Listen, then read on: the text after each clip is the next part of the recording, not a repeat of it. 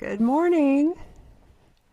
My name is Laura Wedemeyer, and I am here with you on my first ever podcast. I'm a single mom, a widow, a follower of Jesus, and I'm having authentic conversations with great friends.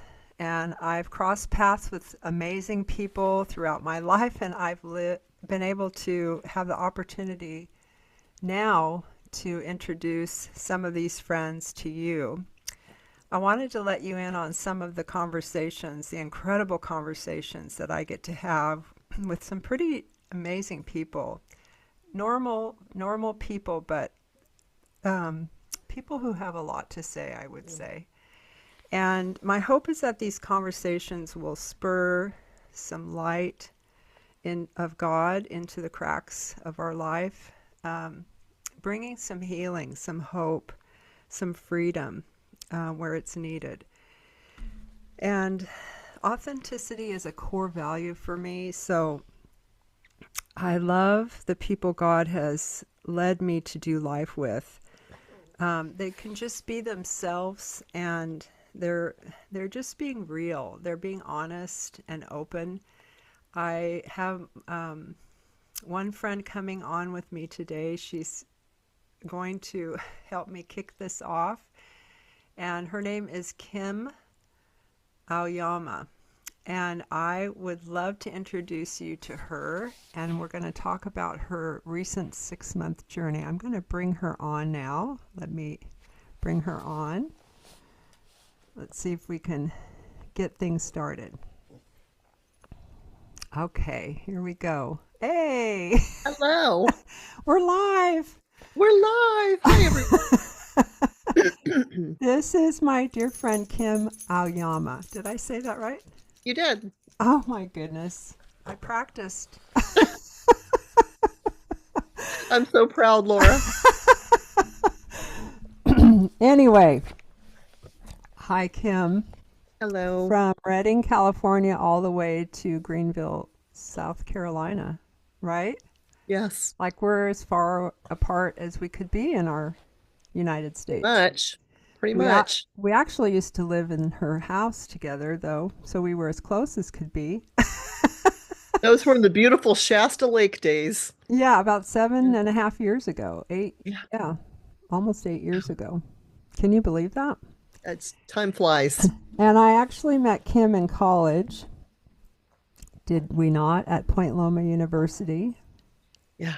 I don't know what it was. It went through several name changes, but yes. It was Point That was Loma. back when college was affordable. Yeah, exactly. And, we've just stayed friends, and Kim and I share a bit of a similar journey in that we were widowed in the same year, not knowing it actually, because I don't think we were in touch at that point. And so God has met us both and kept us through these last, is it 16 years or 17 Yeah, now? it was 16 years in December for me. So I know it Okay. was close. Yeah, so I'm coming up to 17 years in April. Okay. And I can't wow, believe how, never yeah, never such a expected long that, did time. we? Not at all. But yeah, so Kim and I have been talking, which is it is so fun. You're going to be so jealous when you get to hear Kim talk. Jealous of my ability to be able to be friends with her and hear her heart. And no, honestly, I just love you, Kim. I'm so grateful that you would do this. And I mean, it's my maiden voyage, right? So I don't really exactly know how to do this, but I know you'll help me because you're the We'll kind of stumble through person. this together. It's Yeah. not like I do podcasting every day of my life anyway. So this may be my first interview on a podcast, so I'm right there with you. Okay. But the thing that I said in the opening of all of this is that my pretty normal friends have really important things to say. And I think that you're one of those people. And today I wanted to talk about this whole 6 month or so. Is it 6 month of a journey that you've been on, or has it been longer now? I didn't really time it. I think it's been closer to 10 months now. I Oh, think it's probably been closer to 10. so we're, yeah, almost at a year. Hmm. You moved from Reading to Greenville how many years ago? It was 3.5 years. Like this, it'll be 4 years this Labor Day. Okay. So we're about at the 3.5 year mark. And I remember, oh my gosh, I was so sad. I was happy for you, but sad that you were leaving because, again, my good friend was headed to another whole land. But you Mhm. were following the planting of the church there, right? Yes. Studio What Greenville. studio Hmm. with Eric and Candace Johnson out of Bethel, and you've been an integral part there of their planting team, correct? Yeah, Yeah. I was. I went in wholeheartedly and was super, super, super excited to move there and be part of it. And the Lord gave you a beautiful place to live, has blessed you with incredible friends. Yep. Yeah. Yeah, the hand of God. I think when I was in Shasta Lake, which is right next to Reading, I was at this point in my life where my community was so small and I didn't feel like I had a lot of peers. And when I say peers, I mean that like in age, I had a lot of younger friends, but I didn't Yeah. have a lot. And I had a small circle, but I didn't, I just was longing for more community. And I felt like moving down here to Greenville would put me in an instant community where I could actually bring myself, everything that I have to offer to be able to support a growing church. I thought this is my chance to really contribute and make community, and I have, and it's been incredible. So I am stacked up thick with community, especially with women my age. I have a whole group, a big, very thick stack of peers now. So it's been really, really a good move. That's so great. Yeah. Awesome. And I bet you're one of their favorites. I don't know Any about that. anyway, so dear Kim has been on this journey that again, we didn't talk about this necessarily while she's been going through it, but um, there's this word that's being thrown around called deconstructing, and I just avoid that word. To be honest, I like the words that we came up with. This healthy unbecoming that we you and I talked about. I don't know if that describes it. I'll let you describe it. But you said it was been about 2 years of this. Has it been 2 years that you've been Yeah. going through this? Yeah.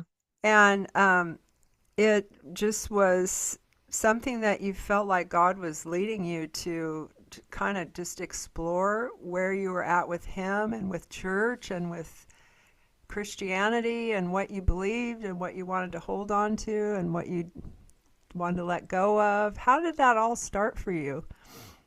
Well, I, I think that a bit just to preclude everything I would say on that, I think a better word that I was sitting here thinking is it was a deconstruction of toxic spirituality and a Yeah. move into true identity. So it's a becoming of my identity in Christ and Yes. a shedding of a lot of toxicity and wrong a wrong mode of spirituality. And I preface this by saying this isn't any one church in general. This is a history of Yeah. of my being raised in a parsonage as a pastor's kid and always Right. being involved in church of every denomination you could think of in the Yep. Judeo, or in the Christian I uh, know, right? sphere. So I mean, it's not like I ever entered into this journey looking to not go to church or looking Mm-hmm. to deconstruct any faith in any way, shape, or form. It was more like I had way too many burdens on my shoulders that God never placed there or intended for me to carry when it had to do Yes. with what faith and community looks like. It almost So, feels like you took care of yourself before what some people don't have the foresight to do, and they actually do deconstruct, or they do actually walk away. I don't know how you would define that, but they do walk away from the Lord. But that was never your intention. You've Oh always no, had this, no. completely beautiful relationship with Jesus. You love him, you believe in him, but there was just things that were, like you said, on you, or um, that weren't helping in Right, your walk with the Lord, and you wanted to figure all that out with him. right, right. So what was that like for you? How did it come up for you? How did you even know to Well, do it? when I moved here, they say, you can't move away from your problems. They just kind of they're in the car. They're also packed in the truck that you bring with you. And I brought a lot of the same, for lack of a better word, a lot of the same baggage that had added up. I had a really good bout of trauma, not just hurts that added up over the years as a pastor's kid and always having to kind of toe the line and be a perfect kid and all that kind of stuff, but just, what losing a husband at 43 and then the ensuing years after that. I don't want to go into a lot of detail, but they were probably the most traumatic of my life. I had a business that was my husband's business was handed Right. to me. I hired people that were yeah, there was just a lot of trauma, and it was right in the middle of the financial crisis. I mean, it was the perfect storm for the Lord to set up this time in a person's life. I think that my coach calls it a stripping season, and every good stripping season needs a locust, she Oh, said. wow.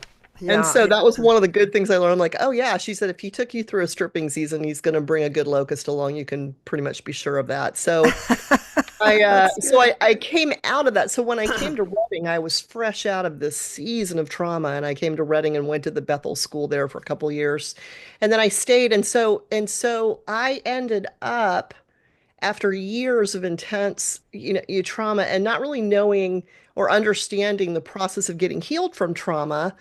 It was just all piled on, and then I stuck it in the truck and brought it with me to Greenville.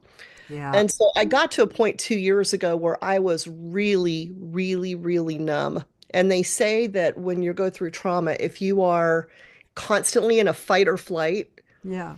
that eventually you wear out and you move into a stage of numbness and Okay. detachment and Yeah. disconnection. Disconnection is a really good therapeutic word Yeah. or whatever in the therapy field. But anyway, I was like that. And I called a friend of mine who I knew did. I didn't know she was a coach, but I knew she was kind of in that sort of field. And I said to her, it was in January 2 years ago, and I said, hey, I said, I'm just kind of feeling like I need to kickstart my life. I'm just not going anywhere, and I'm not moving forward. And she said, I think you need coaching, so let's get together. So I sat down with her and I said, are you sure I can't just read a book? Do you have a good book I could read or whatever? She said, have you read books before? I said, yeah, I read books before. She goes, how'd that work out for you? I'm like, it didn't. I'm stuck. And she said, I think you need some coaching.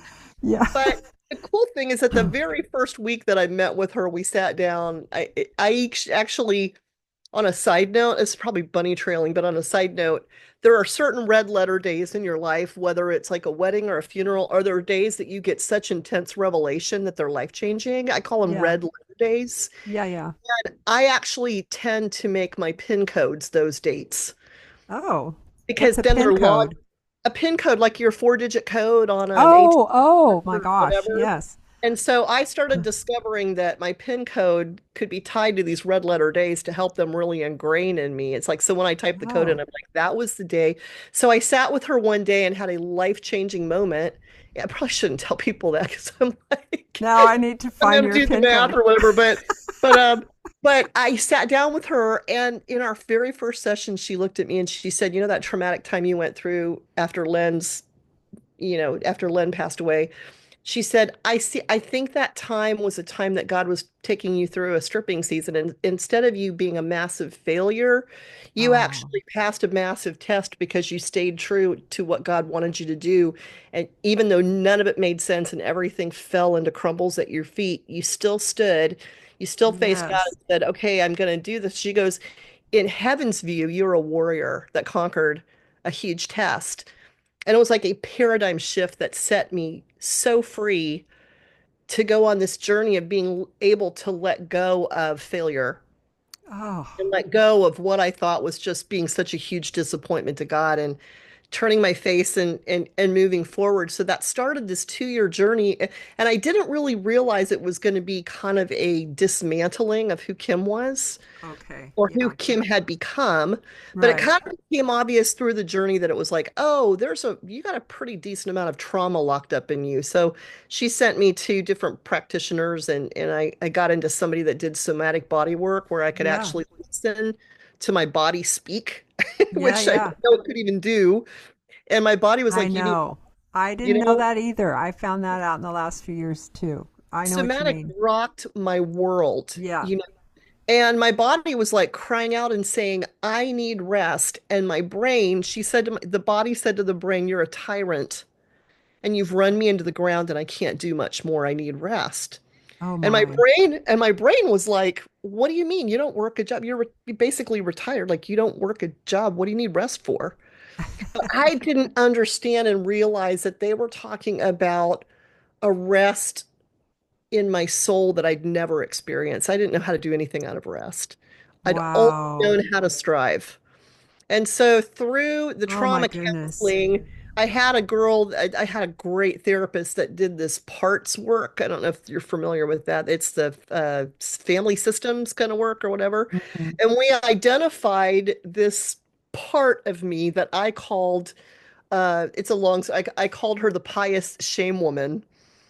And this little this Wow, woman in there Kim. that was always nagging me about everything that I did, Oh my. worried about me being righteous and Oh yeah. holy and sticky. And it was like I had this shrieking woman Oh. that was always worried about whether or not I was going to be holy enough or Uh-huh. righteous enough or whatever. And I identified her, and the therapist said, I hope I'm not like, I hope this is okay for me to share this, Yeah. but she said, okay, she said, I need you to take that woman because she's part of you, but where would you like her to sit? I said, I want her to sit out in a window outside the door under that tree in a Yes. chair facing the opposite way. So I went on Get to this. out of here. So anyway, all of that to say, I got to this stage about maybe 10 months ago where I knew that I needed to step off of the worship team because I was playing keyboards with our worship team Oh, there yes. and and move into a season because I loved it, and the Lord was like, yeah, I need you to detach from everything. Oh, goodness. And And that's part so of that your was that's part of your identity oh too. so And it's part of my like identity as a how it's worship like going leader. around naked or something. Yeah, I was like, well, okay. So anyway, the Oh, Lord was really clear and said, I need you to do that. And then I started realizing that, and then I started getting to the trauma work. And one day I was at church after I'd done all this body work. uh-huh. I got into church one day not long after that, and I started just, I don't want to be a drama queen because I don't, I'm not wanting to be super nuts, but like my heart was racing like these things. I was under a duress. I wasn't having a heart attack, but I was really stressed out and a little panicky. And I was like, okay, I have to listen to my body. So I quieted my mind. This is during the worship. I sat down, I closed my eyes, I quieted my mind, and I said, what do you want to say? And my body, clear as a day, said, you don't belong here. Now I want to stop you at that point because Right. you had asked me to ask you a couple questions and Okay. I had tagged that in my notes because you had told me that the other day. And how tell the listeners or help us understand how you just said clear as day your body said to you you don't belong here. How did I don't I'm not trying to challenge you, but I'm just trying to help bring understanding. Yeah. How did you know that wasn't the enemy trying to call you out from fellowship or bring you away from the body? How did you know it was your physical body speaking to you? Like, did you just know or There is, I will hear a sentence or a directive, or I'll hear something and it's not in my head. It just resonates inside me. I don't know, but I'll hear the words clear as day. yeah, And it's almost like your soul speaks. yeah, Body, it's hard to say versus the enemy doesn't ever really make clear sentences to me. It's almost like it's like this little needling in your ear. Chatter. Yeah, It's yeah. like a chattery kind of thing where this Yeah. came out of my soul. Yeah. But it scared me because I was like, what do you mean I don't belong here? It's church. There's a public place. And my body was like,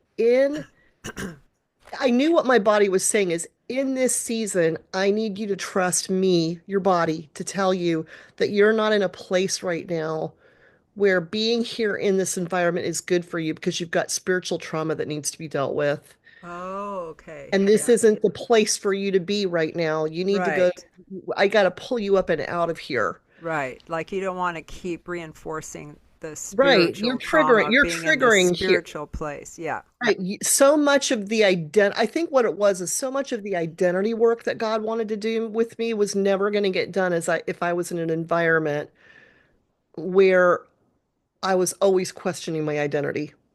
Oh, yeah. So he was like, I got to pull you up and out from there. So here's what I did though, is I went to my pastor's wife, who I loved dearly, Candace. And Yeah. I just said, Candace, I said, I need you to know that I have to go on this journey looking at spiritual abuse and stuff. And I know that I can't be here right now. I'm not going to another church. I love studio, but I have to step out. And I want you to know that there's nothing that you Yeah. guys have done that's Right. because like pastors carry like people leave a church and the pastors are Oh, like, what yeah. did we do? Terrible. It's a totally painful experience. And I wanted them to know. And I've never said a bad word about studio or any like it's like it had nothing to do with Right. studio, everything to do Right. with me. Right. Those people, I love that church. But for me, the Lord was like, the Lord was like in this, Yeah. but it was so panicky for me to go, I can't go to church. I'm not supposed to go to church because my body wants me to. I didn't Yeah. even understand what rest was. All I knew is I Wow. had to detach from everything religious Yeah. and everything. And so I did this. I've done this before in my life where I said to the Lord, I need you to know that I love you. I believe in God the Father, I believe in the Son, the Right. The basic kind of Nicene the Nicene Creed. Creed, right? It's like this is my foundation. I'm not leaving you, but I know that you're taking me on a journey here, and this feels really bad to me. And of course, you have that woman shrieking, you know. Oh, man. And then my sister's like, she's mentioned to me Oh. we're on Marco Polo. She goes, I just need you to give you the lowdown that mom and dad are very concerned that you haven't been going to church lately. Now this is pastor mom and dad. Yes, yes. Their Of life is course. church, and I'm laughing. I'm like, I'm 59 years old and my parents are worried about me. People Oh. are worried about and I've walked with the Lord for 59 years, but the 59th year is the day that I'm gonna walk away from God. It's Oh like my. Yeah. so I just And laughed you've at what I walked was through heck, yeah, yeah. And beside still it. standing. So anyway, it was just funny. I didn't even my parents never had a conversation with me about it. I think my sister probably set them straight and said she's working through some stuff. But anyway, all that to say, I just it was a very, very awkward and difficult thing. I would sit with my coach and I'd say, I don't know who I am right now without going to church on a Sunday morning or not being involved. And I don't know. This is so awkward. It's so weird. But I had just decided that I was sick to death of the shame woman. And I was sick to death of feeling guilty or lacking in everything I did. And I just said, I ain't doing it anymore. I'm not going to feel guilt and shame anymore. I'm taking a break from it. And I'm not going to church. And I'm just going to live a normal secular life and love God and trust that this is a move of God in my life and that he's going to bring me out on the other side in a better way, shape, or form. So it was a huge amount of trust I had to have in God that I wasn't hopping on a bobsled going in the wrong Oh yeah. direction, Right. and that he was going to hold me in his hands. And Yeah. so I did make some choices. I did stay in good community with people that love the Lord. I didn't like go join the local pagan club or I made sure I stayed in a good enough community and a tight enough community. And I just kept saying to God, I don't know what I'm walking through, but it's almost like I had to detox. Well, it feels like when you said that you were actually starving that pious woman. What did you call It her? was, oh, I called her the pious shame woman. Yeah, the pious shame woman had to be starved, so you had to remove yourself from the environment where she was still thriving. Right. And so that's the picture I got when you were saying that you removed yourself from everything religious so that she could die. Yeah, It's, and I went I'm not doing it anymore. I don't care. I don't care. I feel like my relationship with the Lord is good enough to where I can say I'm redeemed, I'm saved, I'm going to end up in heaven, and all the rest of it right now is just um I should say there was a lot of little deaths that took place, like little deaths like I don't know if I'm ever going to play the keyboard again. And I didn't say that out of hurt. It's like I literally, everything eventually got picked away to where I can really literally look at you and say, I don't know what I'm doing in the future. I don't know where I'm going. I just know what I'm not going to carry with me anymore. And a so lot of it brave, was, Kim. yeah, well, I had to trust that this was a move that of God that he was taking me on and have good people around me to just keep me sort of, helping me know where I was on the map at any given time. Well, and I was going to say, when you made those choices and that decision, I'm thinking about somebody that might watch this who feels a lot like how you felt, but they don't have that community. And I wonder what it would have been like for you if you didn't have those voices still in your life or that built community that you'd worked at to keep you accountable and not let you, jump in the bobsled. I don't know. Would it have been the same if you think if you didn't have friends like that? I think it would have been a lot harder because I've cultivated friend. I mean, you and I go back, but also our other mutual friend of Yeah. mine that's Yeah. like one of my besties, one of my ride or dies. And, I have two, what I would call two besties that are like my ride or die gals that have been Yeah. with me for over 30 years, and I don't know where I would be if I didn't have those two weighing in. So my answer to you is if you don't have community, it's way harder. Well, and also, don't Community you is think that people who are young, who haven't had the opportunity to build those kinds of relationships and find themselves right, in a place of, trauma, they don't even know it's trauma that's hanging on them, that's mhm, making it difficult for them to love God or right, love his people or be in right, community. And right, then they do try to walk away to get some clarity and they don't have the life experience to build those relationships, that maybe they don't have the life skills to do that, and then they are just carried off. I'll use that analogy of the bobsled again. Maybe it just appears and they just jump in because they don't know what else to do because they're in pain. And I just think, how important is it for us to have to cultivate relationship with people and friendships? I love that ride or die, you know, description that you have, that you have to be that kind of person for somebody to have those kind of people in your life. It's not just a right. one-way And street. I think the younger that you are, the more important it is for you to be in some kind of a community, whether it's a church or, like part of my process is I went to this regeneration program, which was a faith-based 12-step program to talk about Oh, yeah. addiction issues and stuff. And everybody should go through that thing. It's so amazing. But, Wow. I went in there because I was like overeating. Like part of my problem was like I was overeating. I got here to Greenville and I gained 40 pounds. I couldn't eat enough food.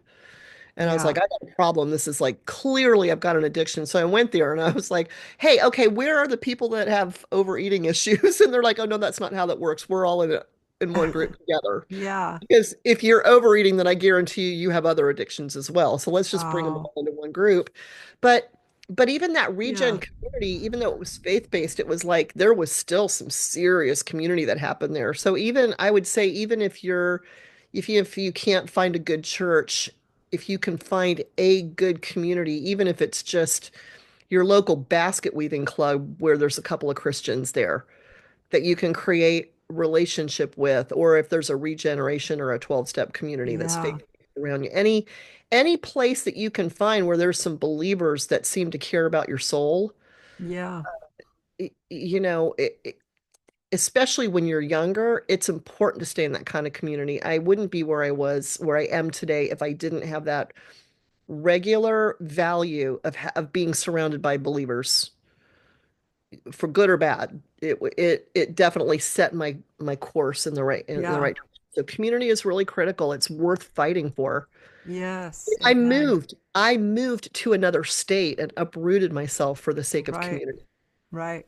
Literally for this. And I did it at the age of 56, 57, whatever it was, 56 years old, Big deal. Yeah. It's a big deal. because that's how desperate I was for peers and community. Yeah. More than just the small group that I had. I needed more. So I don't know if I'm, I hope this is going in the direction that it was supposed to. It is.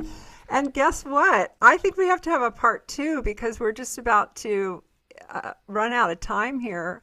I wonder if this would be a good place for us to come back to, where you could tell us, what happened once you found out all this was going on and how you've healed and what. Do you want to do that? Yeah, I think I Or I what do feel you like think? I've just sort of like, like I feel like I've just sort of like barfed out this weird journey I that think that's I going to be took. like the opening little piece. That right there. But Yeah. I feel like I do, and I am more than happy to have another segment or whatever. But I do want to say, for people that only want to listen to this one, to this particular podcast, that the sorry, the result of all of that is that I looked back, like when I turned 60 in early February. Yes. I Happy I looked birthday. back and I went, what's I know, 60, but I realized that it was a very awkward year, and yet I finally realized what it feels like to live in rest. Oh, yeah. I want to talk about that in In the every next level, what it segment. feels like to move and live in rest. And it's something that Oh, I never really understood before. wow. And so I can get through the details of it, but I just want to assure everybody, if you go on a weird journey like that with the Lord, like there's going to be a good outcome, because he's going to always carry you to a better place, and all things work for his good. Amen. But I can tell you, I'm living in this life now where I can say this. So when I asked the Lord, I said, okay, Lord, I asked you to reframe yourself. And so now I feel like I'm at ground one. Where do we start now? Wow. What's the new frame look like? And he said, what if I'm actually frameless? Oh, goodness. Yeah. What if I actually don't want you to have a set of rules? What if I gave you my scripture, but like, what if really living a life of freedom in Christ is living without a frame Oh, or a ugh. rule book? Like, I'm actually Yeah. frameless. And so really good, the bottom line is really good things have come out of this journey, but it's been awkward. So I just want Well, to I'm going to make you I want to be able stop. to say the good American happy ending. Yes. There's a We're good going to path. we're going to we're going to just stop, Okay. and Kim and I will record the second part of this. That's the upside to what happened, and it's going to make you all want to come back. That's my hope. Kim, we can take a potty break and come back, and that way we'll have two for the price of one. Would that be okay? Absolutely. Okay, so I'll see you in a little bit. Thank you, everybody, for coming on today and uh, and joining I'm us for watching you this do it. joining us for this incredible conversation. I told you I have very authentic, beautiful friends who have a lot to say, and I hope we proved it here today. And come back for part two. We'll see you in just a little. Maybe we'll put part two up in a week. I haven't figured all this out yet. All right. Bye, Kim. I'll see you soon. Bye. Thank you.